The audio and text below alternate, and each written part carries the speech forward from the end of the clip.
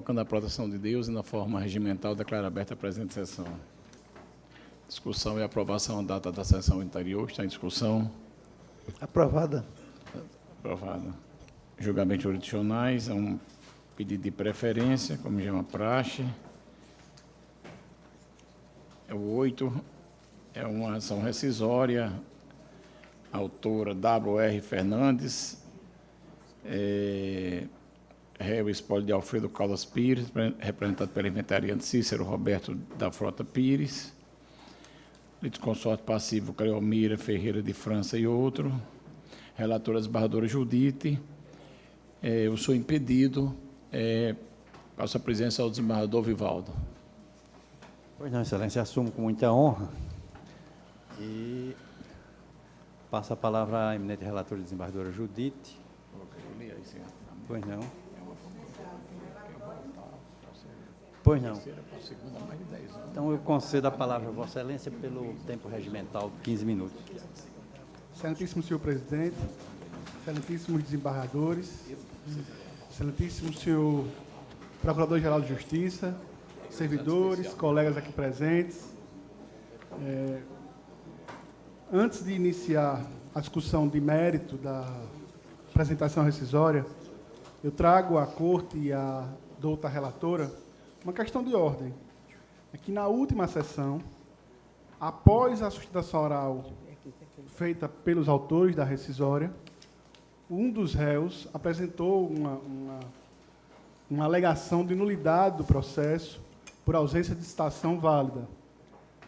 Dessa alegação foi retirado o processo de pauta e jamais foi dada a oportunidade aos autores de falar sobre a alegação.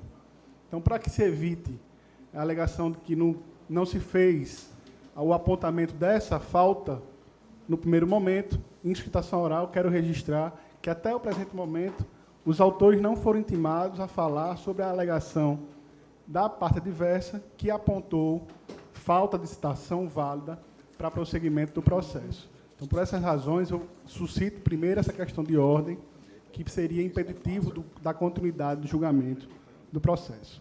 Mas, seguindo, para que não me falte a oportunidade de falar sobre o mérito da ação, os autores adquiriram uma propriedade imobiliária, 2 fazendas, no ano de 2013. Pois bem, em 2014, foram surpreendidos por um ofício do tabelionato, informando que uma sentença judicial, numa ação anulatória de 1992, havia determinado a nulidade de negócios anteriores feitos no imóvel, que não lhe diziam respeito, e que o tabelionato nem sabia como cumprir a decisão judicial, posto que, após o negócio declarado nulo, vários outros negócios sobre a propriedade tinham sido realizados. E que, portanto, não sabia o tabelionato que providência tomar, razão pela qual notificou os atuais proprietários, que são os autores, e notificou o juízo de execução sobre a situação do imóvel para que se manifestasse sobre quais providências deveriam ser tomadas. Pois bem, ciente da problemática, buscaram os autores ter conhecimento efetivo de que tratava a ação, posto que, na compra em 2013, tomou todas as cautelas legais, inclusive obteve certidão de inteiro teor e histórica do imóvel, e não constava o registro da existência dessa ação judicial pendente sobre o imóvel. Buscou cópia do processo e lá constatou que uma disputa entre herdeiros alegava-se que a venda inicial, primeira desse imóvel, realizada em 1990, tinha sido feita com uma procuração outorgada por quem não teria poderes, ou de forma falsa, e que os primeiros negócios na sucessão desse imóvel seriam fraudulentos. Pois bem, tramitou essa ação por anos, sem que as partes tivessem tido o cuidado, a cautela, de fazer qualquer registro da existência dessa ação sobre o imóvel no cartório competente. vários negócios imobiliários foram sendo realizados neste imóvel sem que nenhuma oposição fosse possível por completa ausência de conhecimento. E aí vem a sentença de primeiro grau nessa ação anulatória, que não teve uma dilação probatória, foi improcedente.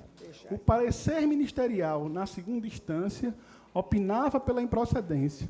E aí, uma decisão de Câmara, do Tribunal, que não estou a desmerecer, aplica o Código Civil de 2002, numa ação proposta em 1990, isso é importante destacar que é uma das argumentações de nulidade do acordo, uma das causas de rescisão do acordo, seria a aplicação do Código 2002 numa ação constituída sobre negócios realizados em 1990, ou seja, retroagindo a lei civil num período que não seria possível.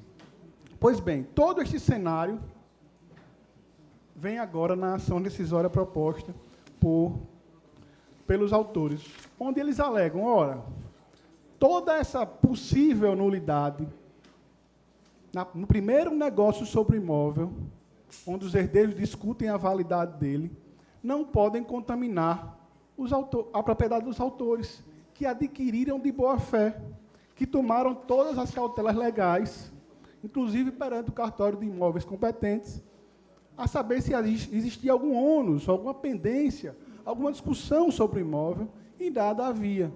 Então, não pode ser prejudicado o direito de propriedade de quem agiu como a lei exige que se comporte.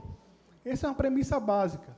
Se os réus entendem que tiveram a propriedade negociada ilegitimamente, busque quem agiu ilicitamente para reparação de perdas e danos, mas não pode prejudicar quem teve na cadeia sucessória a boa-fé negocial. Essa é a primeira tese da ação rescisória.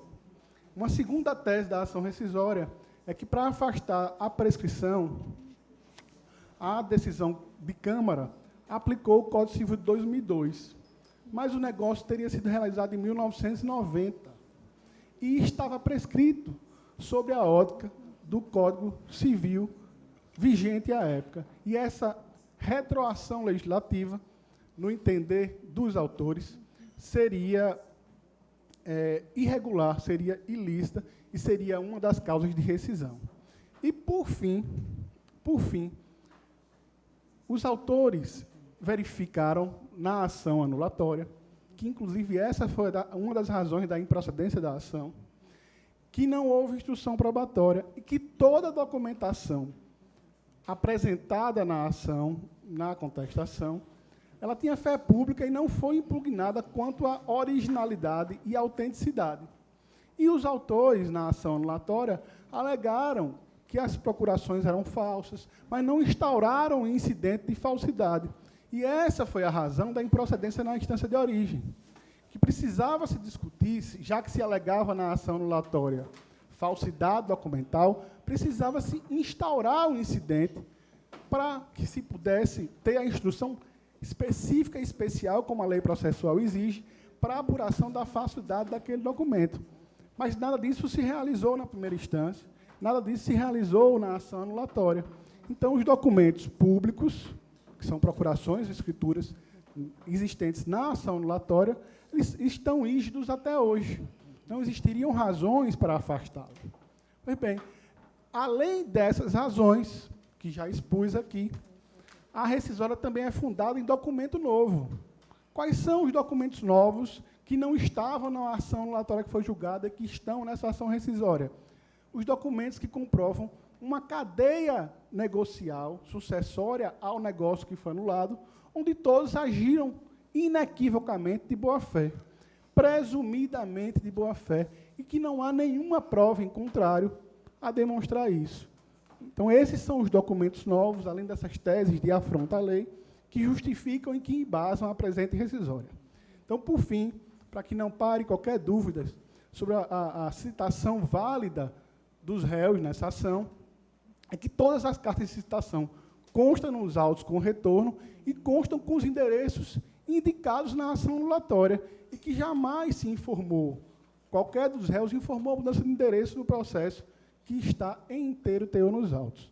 Então, por essas razões, é que a parte autora vem primeiro suscitar a questão de ordem, para que esse plenário decida se o julgamento pode prosseguir ou se não pode prosseguir, sem que se tenha dado prazo para que os autores falem sobre a alegação de um dos réus ou de parte dos réus, e, ao final, se continuar o julgamento, pela total procedência da ação rescisória.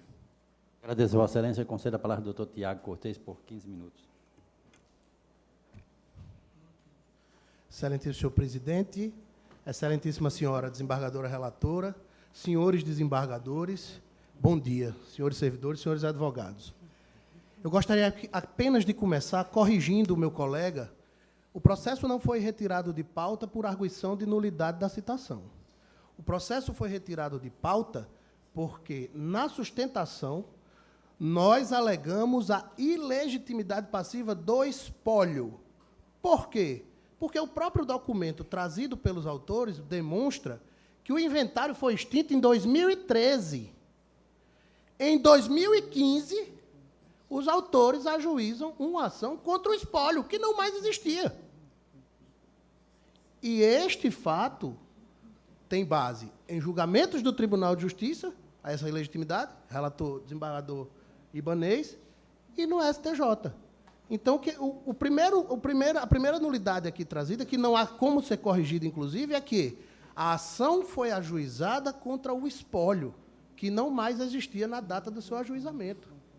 Aliás, esta rescisória foi ajuizada no último dia do prazo, aos 45 do segundo tempo. A outra arguição que trouxemos foi, sim, de nulidade da citação. Por quê? Porque colocaram o endereço do espólio onde o inventariante não reside há mais de 10 anos. E mais, sequer foi pedida a citação de todos os filhos de Alfredo Caldas Pires.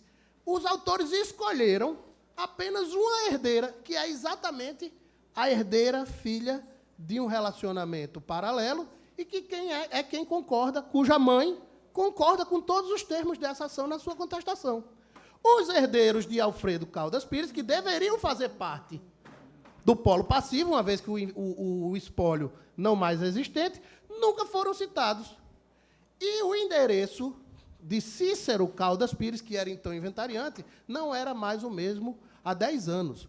Não cabia a Cícero informar no processo o seu novo endereço, porque o processo já estava transitado em julgado. Os autores é que deveriam diligenciar nesse sentido. Por isso, a questão da nulidade também da citação. E mais, adentrando aqui já ao mérito e não querendo me alongar, a ação se funda em duas vertentes. E aqui eu gostaria de fazer um parênteses. Não se está discutindo os efeitos do ato que anulou o negócio jurídico simulado. Não, como disse o doutor Cristiano. O que se discute aqui é se o Tribunal de Justiça, ao anular o negócio jurídico, se debruçou sobre os documentos dos autos. Porque a alegação é de erro. E sabe-se que, para a alegação de erro, pressupõe-se o quê? Que a decisão que ora está se tentando residir tenha admitido um fato inexistente ou tenha considerado inexistente um fato efetivamente ocorrido. Mas, em qualquer dos casos, é indispensável que não tenha havido controvérsia nem pronunciamento judicial. E aí eu peço vênia para ler o que disse o voto relator do acórdão, que diz o seguinte: ressalto que coaduno com a magistrada sentenciante da necessidade de arguição de falsidade para que a procuração que autorizou a venda, que tem fé pública, seja desconstituída. Essa era a questão da assinatura falsa. E aí vem a outra parte do acórdão. Ocorre, porém, que, mesmo considerando válido o documento questionado, percebe-se claramente, das provas acostadas aos autos, a simulação do negócio jurídico, de maneira que há de ser reconhecida a nulidade da venda da propriedade rural nominada. A nulidade que atinge é aquela nulidade lá de trás. Não se discute aqui as vendas posteriores a essa. Isso é uma ação própria. Não se discute se os autores compraram com todas as certidões. Isso é um efeito do acordo que foi transitado em julgado. Não é essa a discussão da ação rescisória. E mais, há uma alegação de violação a literal dispositivo de lei, porque o acórdão teria julgado com base no Código Civil de 2002 e não no Código Civil de 2016. Pois bem, o Código Civil que, en passant, foi citado no acórdão de 2002 é o artigo 167, parágrafo 1º, inciso 1. Este artigo do Código Civil de 2002 é o mesmo, idêntico, mudando apenas algumas palavras, mas a essência é a mesma, do artigo 102, 1 do Código Civil de 1916, também citado pelo acórdão. Sabe-se que o tribunal julga fatos, e não a capitulação correta ou equivocada de um dispositivo legal, que é idêntico ao Código de 1916 e ao Código de 2002. Então, substancialmente, não houve esse erro e não houve violação ao literal dispositivo de lei. Muito pelo contrário.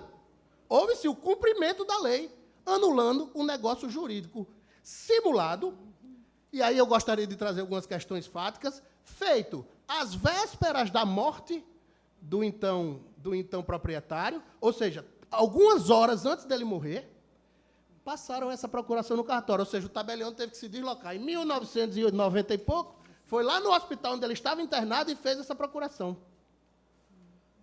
E, pasmem, esse senhor tinha câncer no pênis, tinha acabado de ser castrado, estava em profunda depressão.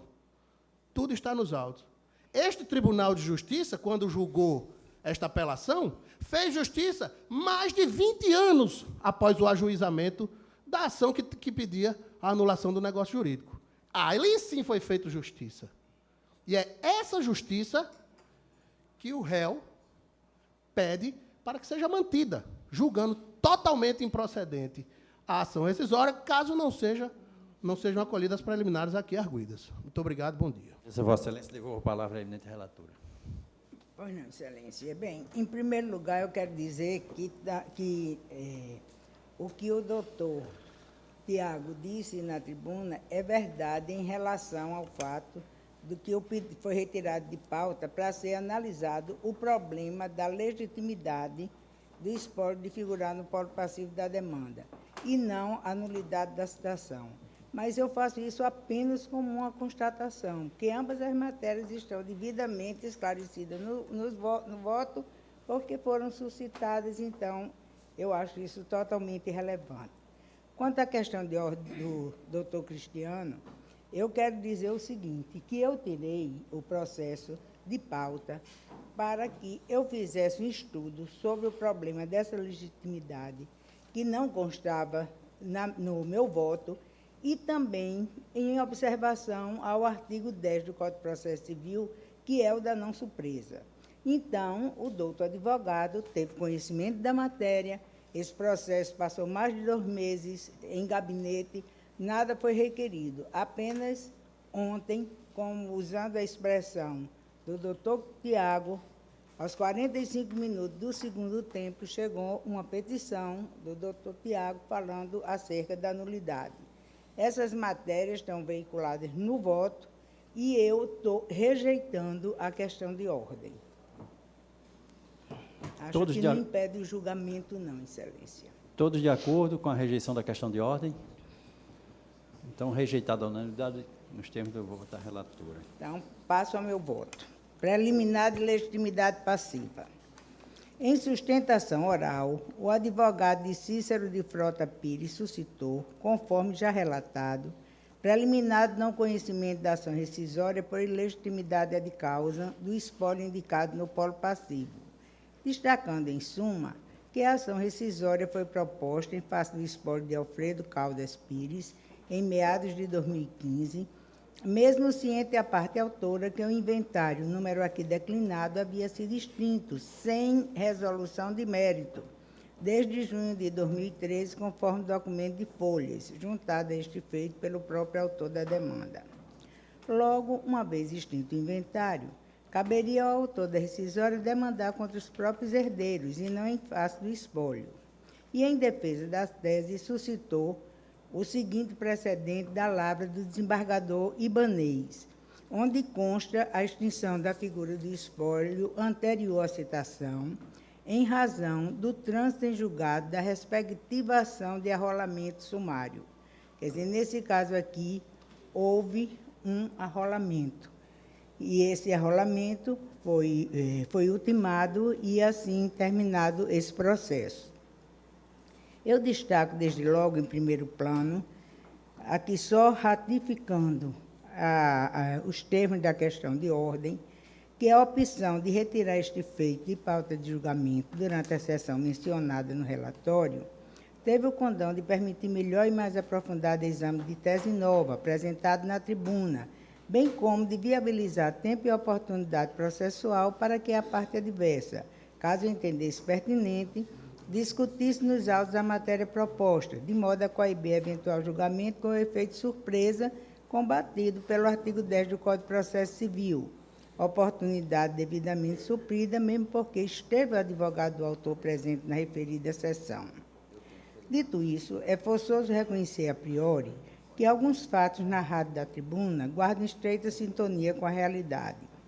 De fato, a ação de inventário que visava a formalização da partilha dos bens pertencentes a Alfredo Caldas Pires foi encerrada em meados de 2013, com a extinção por parte do juízo competente, o que está bem demonstrado pelos documentos de folhas 577 e 579. Sendo certo, porém, por outro lado, que essa demanda somente foi proposta em março de 2015. No entanto, deve-se observar que aquela extinção ocorreu sem resolução de mérito e, por consequência, de inércia processual do próprio inventariante, nos termos do então vigente artigo 267, inciso 3, do Código de Processo Civil de 1973, circunstância que detém particular relevância para o deslindo da preliminar suscitada. Isso porque é sabido que, desde a abertura da sucessão, a partir da morte do autor da herança, surge no plano do direito a figura do espólio, conjunto de bens que formam o patrimônio do de cujos e que passa a ser representado validamente pelo inventariante judicialmente nomeado, o que ocorreu exatamente nos autos da ação de inventário acima mencionada. Sabe-se também que o próprio Código Civil de 2002, já vigente durante boa parte da tramitação da ação de inventário, esclarece em seu artigo 1991 que, desde a assinatura do compromisso até a homologação da partilha, a administração da herança será exercida pelo inventariante.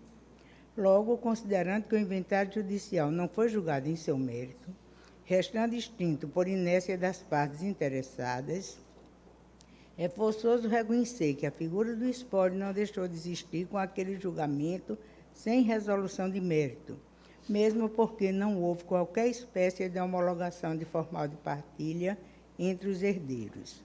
Dessa forma, mesmo após a extinção do inventário, persistiu existente no mundo jurídico a figura do espólio de Alfredo Caldas Pires, circunstância ainda mais reforçada pelo julgamento da apelação cível nos autos da ação anulatória rescindenda, uma vez que o reconhecimento de vício de nulidade no negócio jurídico, que retirou os bens imóveis aqui discutidos do patrimônio do de cujos, tornou incontrovérsia a existência de bens a inventariar por parte dos herdeiros de Alfredo Caldas Pires, em que pese tem o inventariante, nos próprios autos da ação de inventário e antes de sua extinção, afirmado que não haveria sequer patrimônio a ser inventariado, tendo em vista que todo ele teria sido supostamente dilapidado.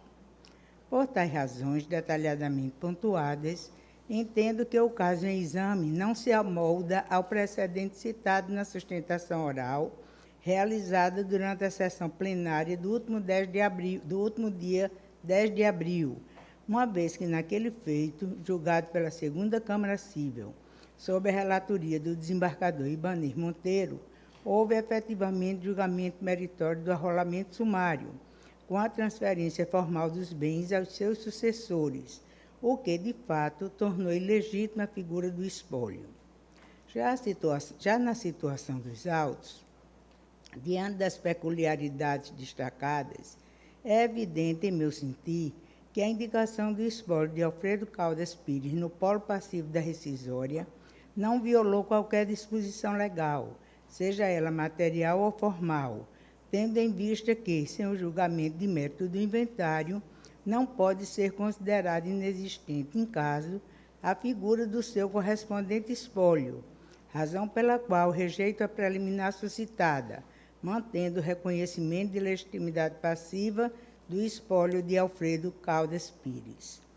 Dito isso, e observando que não existe no feito qualquer demonstração contundente de invalidade da citação desse espólio, certificadas as folhas 669 e 633, diversamente do que aduziu o advogado do inventariante, entendo regular a tramitação desta demanda. Aliás, sobre tal matéria, é importante acrescer que, nada obstante o respeito pelas razões veiculadas das folhas 715 e 722, sustentadas apenas um dia antes deste julgamento, em que pese todo o lapso temporal em que ficou este feito fora de pauta, sabe-se que a simples demonstração de relação de propriedade em torno de outro imóvel não evidencia a necessária invalidade do mencionado ato de citação. Em outras palavras, o fato de demonstrar ao peticionante que detém em tese a propriedade do imóvel descrito nos documentos de folhas 723 e 727 não resulta na necessária inferência de que seria seu o endereço apontado desde a exordial, no qual foi devidamente recebida a carta de citação, folha 633, sem qualquer registro de mudou-se, desconhecido ou recusado. Entendo insubsistentes, assim, as alegações preliminares e, dependendo do julgamento da Corte, passarei ao exame de mérito. É como eu voto, Excelência. Todos de acordo com a rejeição da preliminar? Então, a unanimidade, nós temos o voto da relatora rejeitada a preliminar. Então, passar ao mérito, Excelência. Trata-se de ação rescisória movida sob a égide de Codificação Processual Civil de 1973, decorrendo a delonga de sua tramitação, da dificuldade de citação da parte demandada e da necessidade de habilitação no feito de terceiros interessados. Consoante relatado, defende a empresa autora basicamente a regularidade do negócio jurídico relacionado à aquisição dos imóveis Fazenda Baixa do Macaco e Fazenda Baixa do Macaco 2, negociação esta que estaria potencialmente comprometida em virtude do acórdão rescindendo, proferido na apelação civil número 2012-011-921, dígito 0, que anulou os efeitos do contrato anterior, invalidando o título de propriedade daqueles que firmaram a venda dos imóveis à autora. Compulsando o teor do acórdão rescindendo, referente a julgamento realizado em 5 de fevereiro de 2013, percebe-se que o espólio de Alfredo Caldas Pires moveu ação ordinária junto à primeira vara civil da comarca de Parnamirim, visando a anulação do instrumento procuratório que permitiu a venda das propriedades rurais acima identificadas, situadas no município de João Câmara, sob a assertiva de que o de cujos, então proprietário do imóvel, foi coagido psicologicamente a efetivar a transferência de seus bens em prejuízo dos legítimos herdeiros, ação esta que restou julgada improcedente naquela primeira instância. No entanto, entendeu a terceira Câmara Civil desta Corte, no julgamento cuja rescisão ora se pretende, pela reforma da sentença primária, destacando o voto condutor que, abro aspas, ressalto que coaduno com o entendimento da magistrada sentenciante de necessidade de arguição da falsidade para a procuração, que autorizou a venda da propriedade rural, que tem fé pública, seja desconstituída. Ocorre, porém, que, mesmo considerando o válido do documento questionado, percebe-se claramente das provas acostadas aos autos a simulação de negócio jurídico, de maneira que há de ser reconhecida a nulidade da venda da propriedade rural nominada. Cumpre destacar que a simulação de negócio jurídico está prevista no artigo 167 do Código Civil e, em seu parágrafo 1º, inciso 1, reconhece a simulação nos negócios jurídicos quando transmite direitos a pessoas diversas, das quais se conferem ou transmitem. Fecho aspas. Entendendo assim que as evidências dos autos apontavam para a existência de simulação do negócio jurídico discutido, tendo em vista que a tal procuração, emitida desde 1989, outorgava a Clodomira Ferreira de França poderes para transferir ou vender os imóveis a quem bem entendesse, o que seria vedado pelo artigo 167, parágrafo 1º, inciso 1, do Código Civil de 2002, foi dado provimento àquele recurso, com a declaração de nulidade do negócio jurídico que importou nas transferências dos imóveis rurais em favor de Cleomira Ferreira de França, Clodoaldo Ferreira de França e Claudiano Silva de França. É forçoso observar que o próprio acórdão rescindendo registrou, reconhecendo a inexistência de demonstração robusta de fatos que, aspas novamente, em casos como deste processo, dificilmente a prova será absoluta, suficiente a conferir a certeza da nulidade do negócio jurídico realizado de forma que o julgador deve se basear nos indícios dos autos para decidir de forma mais justa, de acordo com o caso posto à análise e em consonância com seu livre convencimento. Fecho aspas. Ainda que essa ausência de robustez de prova, agora sou eu dizendo, não seja causa suficiente para a rescisão do julgado, entendo que ela representa indicativo relevante de sua fragilidade, a partir do qual passo a examinar os fatos e as causas efetivamente rescisórias apontadas desde a exordial. Demonstra a empresa autora inicialmente que, de fato, realizou um negócio jurídico de compra e venda das propriedades identificadas na inicial, junto à pessoa de Deoclides Farias Galvão, vendedor, no mês de agosto de 2013, conforme registrado em documentos públicos, folhas 41 a 52, e que o fez adotando a cautela de requerer certidões de inteiro teor das propriedades junto ao ofício de registro de imóveis competentes, folhas 54 a 67 verso, as quais informavam, mesmo após a data de julgamento da apelação civil já referida, que as fazendas foram regularmente adquiridas por Cleomira Ferreira de França, Clodoaldo Ferreira de França e Claudiano Silva de França, e, posteriormente, por Deoclides Farias Galvão, não havendo qualquer indicativo de impedimento à compra então realizada pela autora, nem sequer registro da existência de ação anulatória proposta pelo espólio de Alfredo Caldas Pires, da qual não participou a autora. Nesse contexto, é forçoso reconhecer que a empresa requerente realizou a negociação imbuída de boa-fé, trazendo a este feito rescisório, nos termos do artigo 485, inciso 7, documentos novos cuja existência ignorou o juízo competente pelo julgamento rescindendo, até mesmo pela ausência de informação nos autos daquela ação anulatória sobre outras negociações realizadas após a outorga da procuração, cuja validade discutiu o espólio. Aliás, tal constatação depõe, a contrário senso, contra a boa-fé processual dos próprios herdeiros de Afonso Caldas Pires, uma vez que, muito antes da finalização da ação anulatória por eles proposta, os imóveis em questão já haviam sido adquiridos por Deoclides Farias Galvão, desde maio de 2009, não sendo razoável que aquela demanda fosse julgada sem a necessária participação dos terceiros que negociaram os imóveis a posteriori, mesmo porque a declaração de nulidade da procuração, emitida em 29 de setembro de 89, importaria em efeito cascata que atingiria a validade de diversos negócios jurídicos posteriores.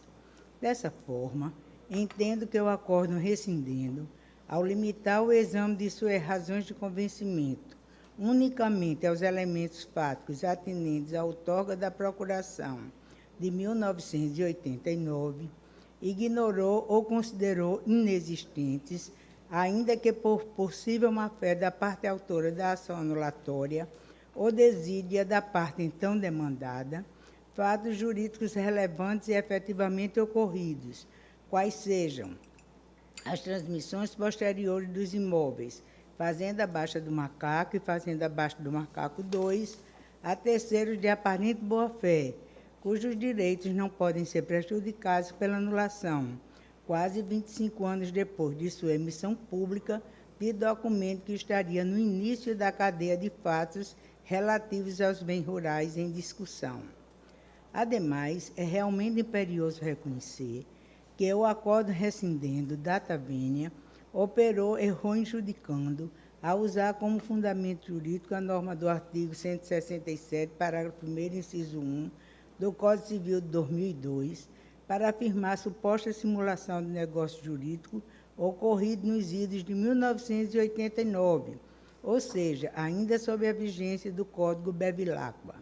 De todo modo, o mesmo artigo 167, em seu parágrafo 2º, garante que sejam ressalvados, aspas, os direitos de terceiros de boa-fé em face dos contraintes do negócio jurídico simulado, fecho aspas, previsões que eram reproduzidas, inclusive, na codificação anterior.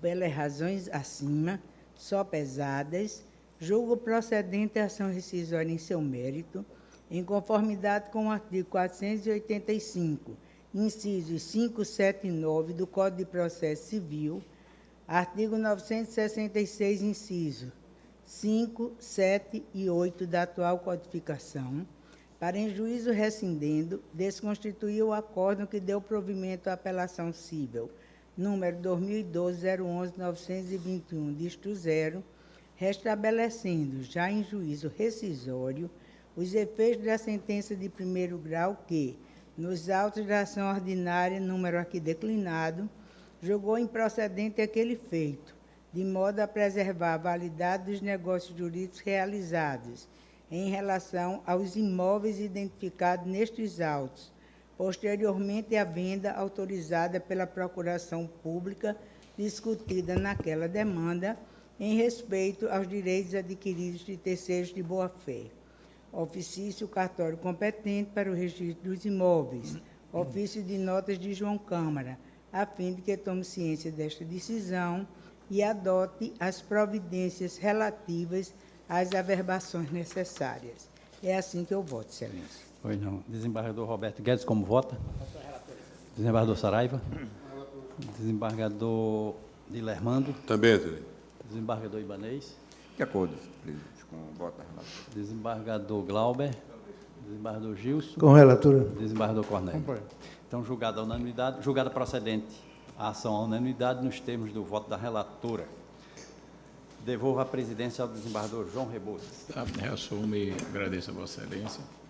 Dando continuidade aos julgamentos, tem esta pauta do dia, um é o mandado de segurança, da pauta física, mandado de junção, aliás, que é impetrante da Sejures, Associação dos Assessores Jurídicos do Estado do Rio Grande do Norte, impetrado do governador do Estado do Rio Grande do Norte. Tem a amicus curiae, a Ordem dos Advogados do Brasil. A relatora desembargadora Judite está em mesa, sabe? Excelência, poderia até estar, mas eu deferi um pedido de adiamento do advogado da impetrante. Ah, tá ok. Ele demonstrou que realmente não estaria aqui, está viajando. Ok, então e eu não adiei. está em mesa. Não. O segundo é o mandado de segurança, impetrante Benádia Medeiros Nunes, impetrado do secretário de Saúde Pública do Estado do Rio Grande do Norte, o secretário de Administração dos Recursos Humanos, também do Estado. A desembargadora Judite está impedida, o relator desembargador Cornélio está em mesa, Excelência? Sim. Pode relatar e votar. Processo civil, questão de ordem, ausência de intimação pessoal do Estado do Rio Grande do Norte, ofensa ao artigo 183 do CPC, anulação dos autos após a publicação do acordo, reabertura de prazo para manifestação. Votar disponibilizado, se há. Sim, é anteexposto, com fulcro no artigo 183 do CPC, acolhe a questão de ordem suscitada pelo Estado do Rio Grande do Norte, declarando a nulidade de todos os atos proferidos após a publicação do acordo de folhas 203 a 220. O voto do relator está disponibilizado. Se há alguma divergência, algum destaque, algum esclarecimento? Não. Então está proclamado o termo do voto do relator. Pauta anterior, o 3, deu ação direta de inconstitucionalidade, requerente ao Procurador-Geral de Justiça do Estado do Rio Grande do Norte, requerida da Câmara Municipal de Guamaré. Não, desembargador Valdo Mesa? Desembargador Mauri. Desembargador Mauri, o outro também. Desembargador Mesa, exato. Isso. Também o 5 está com vista ao desembargador Cláudio, que não está presente. A pauta do dia, tem uma revisão criminal, que relator é o doutor João Afonso, também não mesa. Não mesa, isso. Tem um agravo interno em mandado de segurança, o 7, a relatoria da desembargadora Judite, e agravante do Estado do Rio Grande do Norte, agravada da Alberto Fabrício da Silva. Está em mesa, Excelência? Está, Excelência. Pode relatar e votar. Bem, a identificação Vossa Excelência fez, eu vou ler a emenda e fico à disposição, que é um caso bem simples. Constitucional, administrativo e processual civil. Agravo interno na fase de cumprimento de sentença de mandado de segurança. Alegação de violação dos limites da coisa julgada, inocorrência. Legítimo exercício de interpretação do dispositivo do acórdão por parte da decisão agravada. Aplicação de isonomia de forma coesa com a jurisprudência desta Corte.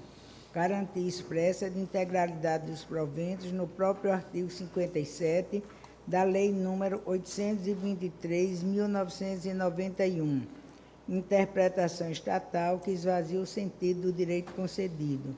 Conhecimento e desprovimento do recurso. É assim que estou votando.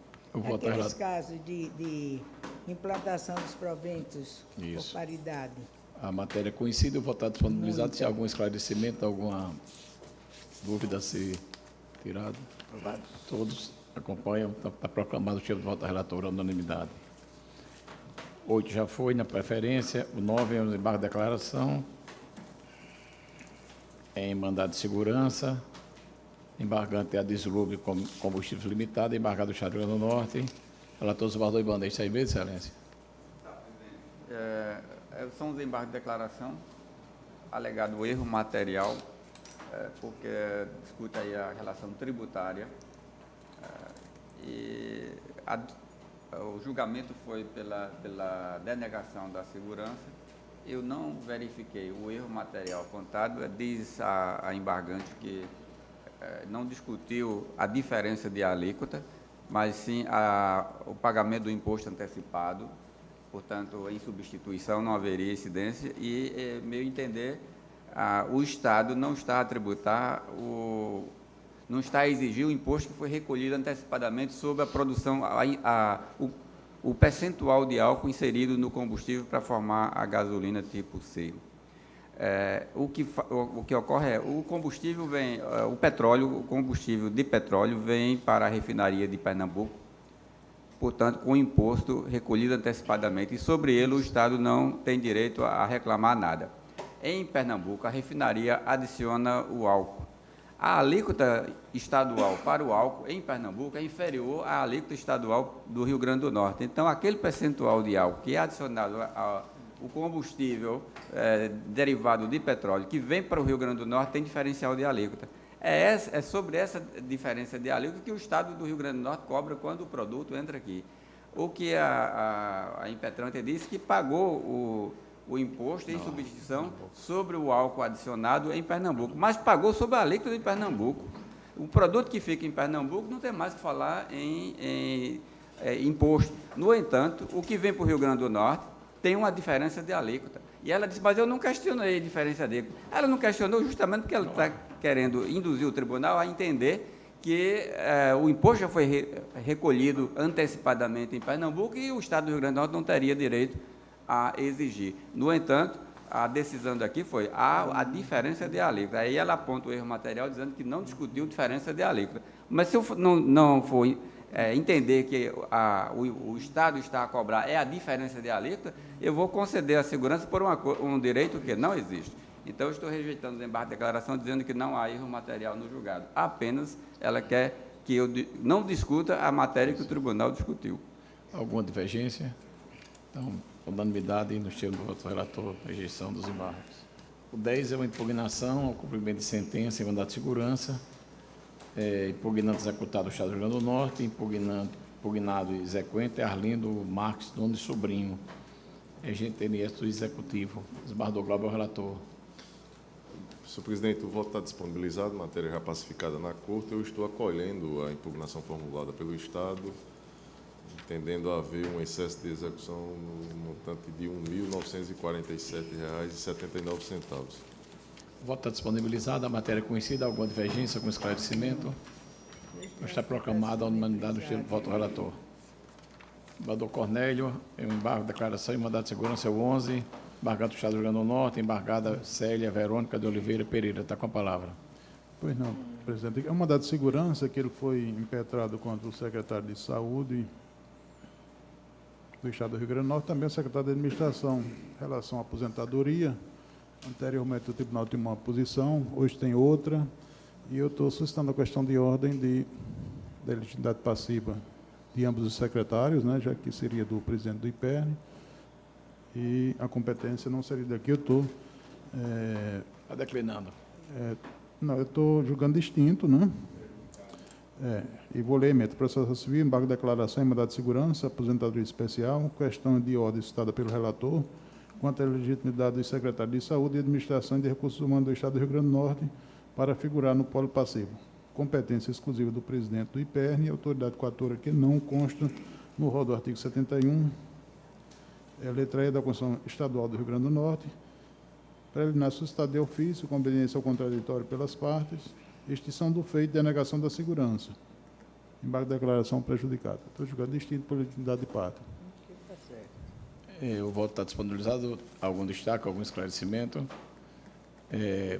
Acolhendo a questão de ordem suscitada pelo relator, ex ofício, quanto à ilegitimidade passiva dos impetrados e restando prejudicada a análise dos embargos de declaração. Então, proclamada a unanimidade. Uma próxima, a 12 é uma ação civil originária, autor o município de Cruzeta, o réu Estado do Rio Grande do Norte, também da relatoria do desembargador Cornélio. Pronto, eu vou ler a emenda que eu acho que é o suficiente.